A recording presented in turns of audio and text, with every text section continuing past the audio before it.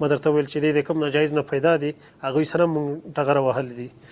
نو دا خبره بیا هم زه کوم چې امارت هیڅ وخت په موجوده شرایطو کې نه غواړي چا سره په ښکیل شي یا هم روابط خراب شي. په هره صورت کې موږ کوشش کوو هر ممکن لاره وي هغه ته ورشو چې دغه توافق رامنځته شي تر څو دا دوه مسلمان ولسونه صحیح ده چې دلته رژیم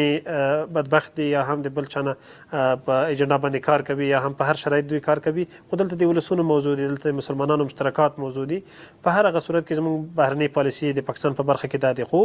که بیا هم دوی تیری وکړي دوی بیا هم جنگ ته مخکې نو طبعا اسلامي امارت همیشه خپل دریځ موږ ته معلوم دي چې کله اسلامي نظام راغلی دي تاسو ولیدل چې په دې کرښې باندې څومره اختلافات او مشکلات جوړ شو څنګه چې دوی یو خښته به کېښودل طبعا هلته به مشکل ایجاد شو او دوی به وهل کېدل او په دې وروستۍ کې تاسو ته او ټول ولسونو ته معلوم دی د افغانانو تاریخ صحیح ده چې موږ اټوم نه لرو اما ولې ناټو نه درلودل ولې امریکا نه درلودل شل کاله دلته په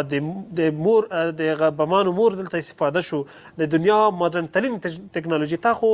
خیرات نه د اخیستې د جهاد دور څخه د لږ چنده د نه واخله لږ اسلحې ډېر نه راټول کړه صحیح ده چې اوس ناسه لري اسلحه خو دا باید خپل ذهن کې وساتي چې افغان ولس هیچا ته سر نه دی ټیټ کړی او دغسې بیا عکس العمل موږ ښیو چې انشاءالله دوی دپاره بیا به سبق وي او د نورو دپاره درس عبرت وي لکه څنګه چې روسانو سره دغه امریکا برطانیې سره چې د دوی پلار دي هغوی سره یا هم د ناټو سره چې موږ ټغر